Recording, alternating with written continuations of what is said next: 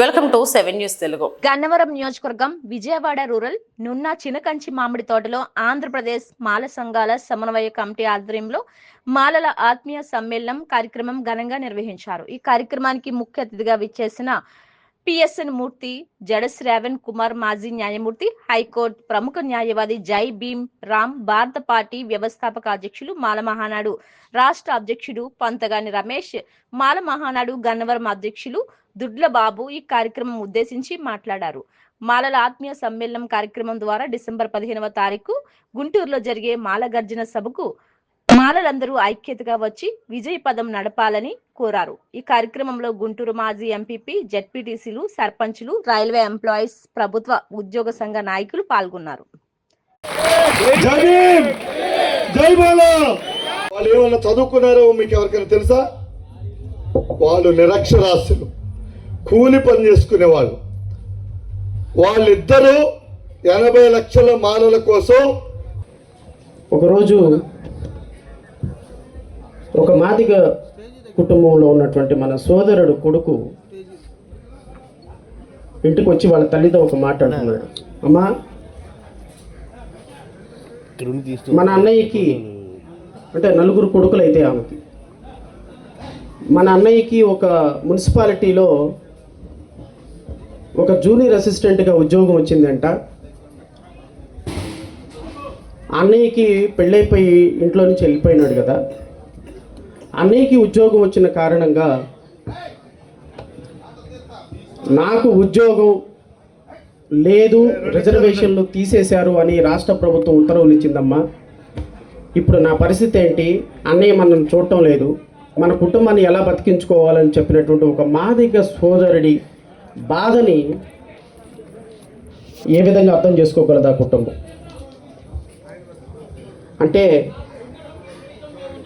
ఇప్పటి వరకు నా ముందు మాట్లాడినటువంటి చాలామంది కూడా మాల సోదరులు, మాల గర్జన, మాలలకు అన్యాయం జరుగుతుంది, ఈ జడ్జిమెంట్ వల్ల మాలలు మాత్రమే అన్యాయం అయిపోతున్నారు అనేటువంటి ఒక తప్పుడు సంకేతాన్ని సమాజంలోకి పంపిస్తున్నారు. నేను ఈ వేదిక ద్వారా మీ అందరినీ కోరుతున్నా, ఆగస్టు 1వ తారీఖున భారతీయ సుప్రీంకోర్టు ఇచ్చినటువంటి జడ్జిమెంట్ కేవలం మాలలకు మాత్రమే కాదు, ఈ జాతి మొత్తాన్ని అంతరింపజేయడానికి, దళిత జాతి మొత్తాన్ని అణగదొక్కడానికి, రిజర్వేషన్లు తీసేయడానికి వచ్చినటువంటి ఒక దుర్మార్గకరమైనటువంటి జడ్జిమెంట్ కేవలం మాలలకు మాత్రమే కాదు. Reservations should be restricted to a first generation.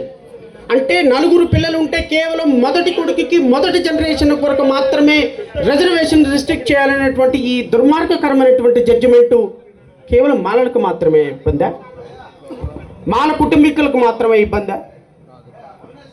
Reservations అనేవి క్రిమీ లేయర్ పెట్టాలి అని అనుకున్నప్పుడు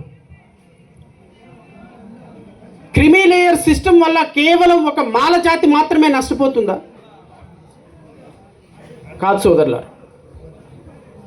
creamy layer, first generation reservation అనే ఒక దుర్మార్గకరమైనటువంటి కాన్సెప్ట్ని భారతీయ సుప్రీంకోర్టు యొక్క నిర్దేశంతో భారతీయ జనతా పార్టీ చేసినటువంటి ఒక దుర్మార్గకరమైనటువంటి క్రీడని మనం సమాజం మొత్తం ఎదిరించకపోతే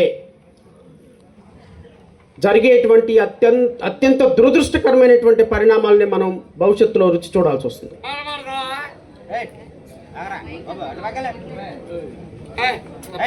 1945వ సంవత్సరం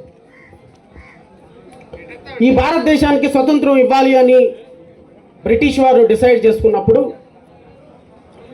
భారతదేశంలో ఉన్నటువంటి అప్పట్లో ఉన్నటువంటి 30 కోట్ల మంది ప్రజల్లో ఏబిఎస్ పార్టీ అధ్యక్షులు పంతగాని రమేష్ గారు, అలాగే ఈనాటి ముఖ్య అతిథి మరి మాజీ న్యాయమూర్తి గారు, అలాగే భీమరావు పార్టీ అధ్యక్షులు, జైభీం భీమరావు పార్టీ అధ్యక్షులు జడా శ్రావణ్ కుమార్ గారు, అలాగే మాజీ గుంటూరు జిల్లా పరిషత్ చైర్పర్సన్ మరి విజయమ్మ గారు, అలాగే పంచాయతీల అసోసియేషన్ అధ్యక్షులు మెండు సంతోష్ కుమార్ గారు, అలాగే కవి గారు, మరి జగదీష్ గారు, మరి పరసా సురేష్ గారు, మరి ఇంకా అనేక మంది వేదిక మీద ఉన్నటువంటి పెద్దలందరికీ, అలాగే ఈ యొక్క సమావేశానికి విచ్చేసిన నా మాల ఆత్మీయ కుటుంబ సభ్యులందరికీ కూడా నా జై భీమ్, జై భీమ్, జై భీమ్.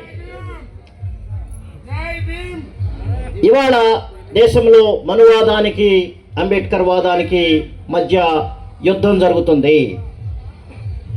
ఇది యుద్ధం 12 సంవత్సరాల నుంచి జరుగుతూనే ఉంది. మనువాదానికి రాజ్యాంగవాదానికి యుద్ధం జరుగుతుంది. తరతరాలుగా యుగాలుగా బానిసత్వంలో నలుగుతున్నటువంటి మన కులాలని, మరి సంఖ్యలను విశృంఖలం చేసి ఈ దేశానికి మరి ఒక స్వేచ్ఛ, సమానత్వం, మరి సౌభ్రాతృత్వం అనేటువంటి భావాలతో గొప్ప రాజ్యాంగాన్ని నిర్మించినటువంటి డాక్టర్ భీమరావు రామ్జీ అంబేద్కర్ గారికి నా యొక్క హృదయపూర్వక మరి ధన్యవాదాలు తెలియజేస్తూ ఈ సమావేశాన్ని నేను ప్రారంభిస్తున్నాను. అలాంటి గొప్ప రాజ్యాంగ నిపుణుడు, మరి మేధావి, ప్రపంచ మేధావి, గ్రేటెస్ట్ ఇండియన్, మరి అలాంటి గొప్ప లక్షణాలు కలిగి త్యాగశీలి, మరి ఆయన నవయుగ బుద్ధుడు అయినటువంటి డాక్టర్ బిఆర్ అంబేద్కర్ గారు మన యొక్క మాల కులస్తుడు అని చెప్పుకోవడానికి నేను సగర్వంగా నేను ఇవాళ.